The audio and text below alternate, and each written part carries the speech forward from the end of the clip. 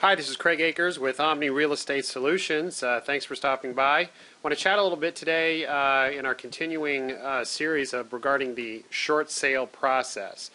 Obviously, if you're considering a short sale, if you've run into some financial difficulty, one of the key questions that it's important for you to understand is the foreclosure timeline. And that, of course, is understanding the entire process from start to finish. And once you know that, then you can use that timeline to your advantage. So that's the goal here, and let's go ahead and just jump right in. First of all, the foreclosure timeline varies upon your certain circumstances, the lender that you may have. It also depends upon the state that you're in. Now, we're going to be going over Arizona specific. If you do happen to be watching this and you're in another state, obviously make sure to talk to a trusted professional in your state, someone that has a detailed knowledge of the foreclosure timeline in your state, because it is different. And so again, the goal here is that you understand the timeline so that you can take advantage of it and use it to make good decisions for yourself and your family.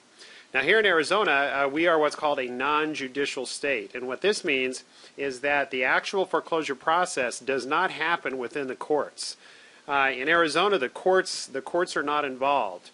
In fact, the actual foreclosure process occurs according to what's called your deed of trust. Now, everybody talks about mortgages, and everybody says, you know, I have a mortgage. Very common language, of course. Here in Arizona, you do not have a mortgage, technically. You have what's called a deed of trust. Actually, you have, when you signed the documents there at the closing table, when you closed on your home, you actually signed, among other things, the two most important documents that you signed were the note and the deed of trust. Now, the note is what describes the terms of the loan. 30 years at such a percentage rate, whether it was adjustable or not, et cetera, et cetera. That's the note, and that's the first thing that you sign. The second thing is called the deed of trust, and what that is a security document that pledges the house as the collateral for the note. In other words, the lender says, I'm going to give you this amount of money, and you're going to pay me back according to the terms of the note.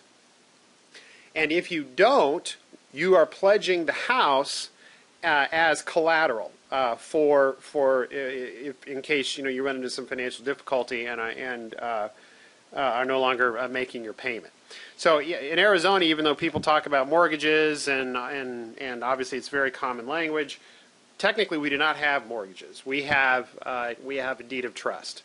And that changes a little bit how the actual foreclosure proceeds because, again, it does not happen as a matter of the courts. It happens according to the terms of the deed of trust that you executed when you closed on the home. Okay, now a little bit of technical jargon here to get out of the way. It's called the notice of default. Now, this is the actual legal notice that is served after you have missed some payments, and you'll hear sometimes referred to as NOD. Obviously, it's an acronym for Notice of Default, and this is the actual legal notice that places the home actually in the foreclosure process. Typically, this will be posted here in Arizona. Typically, this will be posted on the home. You might also receive it in the mail. But by law, they have to actually post it on the actual home itself. So one thing I always like to point out, again, for people here in Arizona, obviously this is a sensitive issue. Oftentimes we want to keep these kinds of things private and to ourselves. So, if you're coming up in the timeline that we're going to go over here in a minute, and you're expecting that notice of default to be served, one morning you'll walk out on your house and there it'll be. So be looking for that, and obviously most folks want to remove that in a timely way. Again, just to obviously just to keep private matters private. Okay, now let's get into the timeline a little bit in more detail here itself. Obviously, what happens is a homeowner. The first thing that happens is a homeowner begins to face a financial difficulty. Whether it's because of divorce, whether it's because of loss in income, loss in job, reduction in hours at your job, of course, any number of things that can contribute to the financial hardship.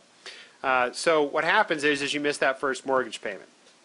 And obviously the phone is going to start calling. The lender is going to start wanting to know what's up. That usually starts at about day 30 or so. And if you do go 90 days without making a payment, the NOD will be filed. And that, again, is the notice of default. And that will be filed typically on your third missed payment or after 90 days. Now, here in Arizona, the lender then has the right to sell that property at a trustee sale, it's called, after 90 days from the service of the NOD. So here in Arizona, there's some other parts of the country, like Chicago, for example, where the timeline is much longer. Here in Arizona, things can move pretty quickly, as you can see here from the timeline. Now, a couple of notes. In the current market, because of all of the foreclosures and because of the backlog that the lenders are experiencing, it's how shall I say this? Of course, there's no guarantees because the lender can do, they're within their rights to do it after they've served that NOD 90 days after that. But typically they do not. Typically they will give, a 30-day extension, or even sometimes we see, we've seen homes, believe it or not, where this can go on for an extended period of time. Obviously, if you are working with your lender, for example, if you're working with us, and we are trying to get that short sale done on your behalf, obviously, we're in communication with the lender. We're letting them know exactly what's going on, where we are in the process, and obviously, it's quite common for us to continually get those trustee sale dates extended well beyond the 90 days. Again, as long as you're in communication with the lender and they know what you're trying to do. Now, the key point here is this, and one thing we always want to talk about is use the timeline and use the time that you have to your advantage. So when you're not making those payments and you're working with us to get that short sale completed, you want to take that time and want to use that strategically to, accomplish a couple of things. One, you want to kind of build up a little war chest for yourself. You want to put some money aside. Those monies that would have been going to the mortgage, you want to kind of start tucking those away. Obviously, you're going to need those funds for what comes next. And then obviously, and that's the second thing, is to begin to think strategically about what you want to do. Are you going to do a rental? Are you moving out of state? Are you, what is the next best move for you and your family? But you really want to start thinking about it and planning and really being proactive about it. Obviously, the worst thing that you can do is do nothing.